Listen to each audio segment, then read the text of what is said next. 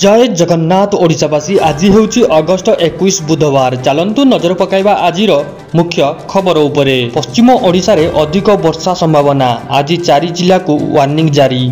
आसंता 5 दिन पश्चिम राज्य रे अधिक वर्षार संभावना रही। कुड़िए सुंदरगढ़ झारसुगुड़ा देवगढ़ ढेंकानाल किसी स्थान में मध्यम भारी वर्षा होइतिला। 21 और 22 भी पश्चिम ओडिशार किसी स्थान में अधिक वर्षा हो पारे। वरिष्ठ पाणीपाग विशेषज्ञ प्रोफेसर सुरेंद्रनाथ पशुपालक एभली पूर्वानुमान करिसेंती।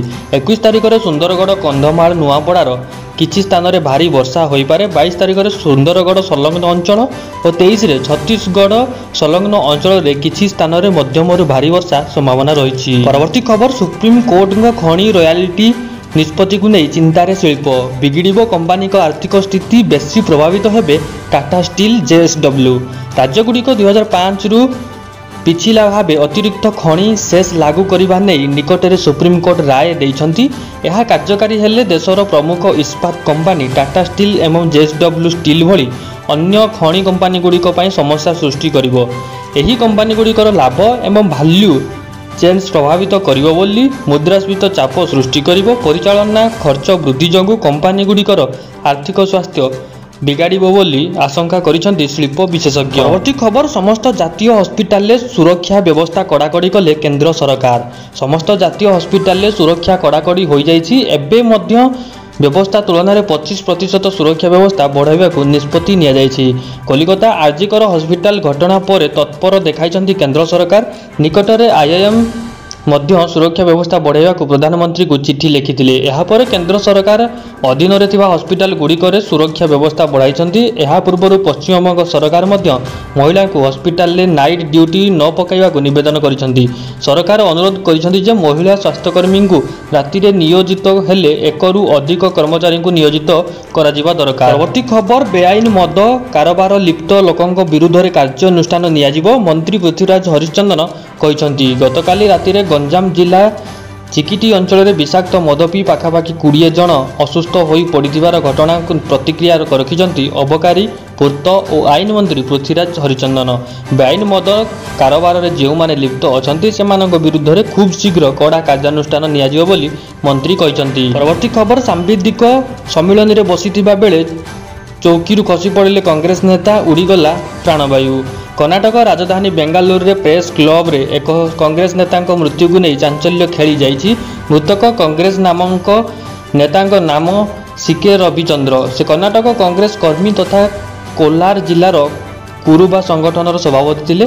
सूचनायोग्य जे कर्नाटकर बहु चर्चित मैसूर अर्बान डेवलपमेंट अथॉरिटी तथा एमईयूडी दुर्नीति प्रसंग एक सांबादिक सम्मेलन आयोजित होता। परवर्ती खबर 10 जन प्रधान शिक्षकों दरमा बंद कर दिया जाइछि। मध्याह्न भोजनर तथ्य सरकारी पोर्टाल रे अपलोड न करिबा नाउंगा ब्लॉक रो 10 जन प्रधान शिक्षकों पई काल होइछि। जिला शिक्षाधिकारी कार्यालय प्रकाशित चिठी अनुसार सेमानक दरमा बंद रखा जाइछि। प्रधानमंत्री पोषण योजना रे प्रति विद्यालय रे मध्याह्न भोजन प्रदान करा जाउछि। एथिरे स्वच्छता आनिबा प्रधानमंत्री पोषण पोर्टाल कार्यकारी हेउछि। एही पोर्टाल माध्यम विद्यालय गुड़िक निर्दिष्ट समय मध्य तथ्य प्रदान करेंगे। सोमवार रु शुक्रवार मध्य पूर्वाह्न 10टा रु 11:30 और शनिवार सकाळ 9टा मध्य मध्याह्न भोजन समस्त तथ्य उक्त पोर्टाल अपलोड कर नियम रही। किंतु नाउगा ब्लॉक अनेक विद्यालय एही नियम को खोलाखोली उल्लंघन कर। परवर्ती खबर आलू पर ग्राहकों को पियाजर चिंता हु हु होई दर बढ़ुची। आलू पर ग्राहकों को एबे आउ एक झटका। आलू दर कमुनथुबा बेले एबे पियाज रेट हु हु होई बढ़िबारे लागिछि। पियाज किलो पिछा 50 टंका छुईलानी फल ग्राहकों मुंडरे चढ़ऊ पड़ी। आलू किलो पिछा 40 टंका थिबा बेले ताहा दीर्घ दिन हेबो कमिबा ना धरुनी। मात्र पियाज किलो पिछा प्राय 35 टंका थिबा बेले 2 दिन भितरे ताहा किलो पिछा 10 रु 15 टंका बढ़ीगलानी। अन्यपटे राज्य में गच्छित थिबा आलू आगामी 3 दिन मध्य शेष होइजियो बोली। परवर्ती खबर 21 अगस्ट रे भारत बंद डाकरा जानंतु कौन रहिबो बंद और कौन रहिबो खोला। संरक्षित जाति एवं जनजाति आरक्षण क्रीमी लेयर लागू करने नहीं सुप्रीमकोर्ट निष्पत्ति शुणाई। एही निष्पत्ति को विरोध कर आरक्षण बंचाओ संघर्ष समिति 21 अगस्ट अर्थात काली भारत बंद डाकरा देइछि। यार समर्थन किछि दलित संगठन बाहरी। या छड़ा समाजवादी पार्टी यहाँ समर्थन कर। किछि दिन तले सुप्रीमकोर्ट SC ST आरक्षण क्रीमी लेयर करने को अनुमति ଦେଇଛନ୍ତି। କୋର୍ଟ ଏନେଇ କହିଥିଲେ ଯେ ଯେଉଁମାନଙ୍କୁ ବାସ୍ତବରେ ଏହି ଆରକ୍ଷଣ ଆବଶ୍ୟକତା ଅଛି ସେମାନଙ୍କୁ ପ୍ରାଥମିକତା ଦେବା ମିଳିବା ଜରୁରୀ, ଯାହାକୁ ବିରୋଧ କରିଛନ୍ତି କିଛି ଦଳ। ଭାରତ ବନ୍ଦ ଡାକରା ଦେଇଥିବା ଦଳ ଏହି ନିଷ୍ପତ୍ତିକୁ ଫେରାଇ ନେବାକୁ ଦାବି କରିଛନ୍ତି। ପରବର୍ତ୍ତୀ ଖବର, ଜାମ୍ମୁ କାଶ୍ମୀରରେ ଭୂକମ୍ପ, ଘରୁ ଦୌଡ଼ି ଆସିଲେ ଲୋକ।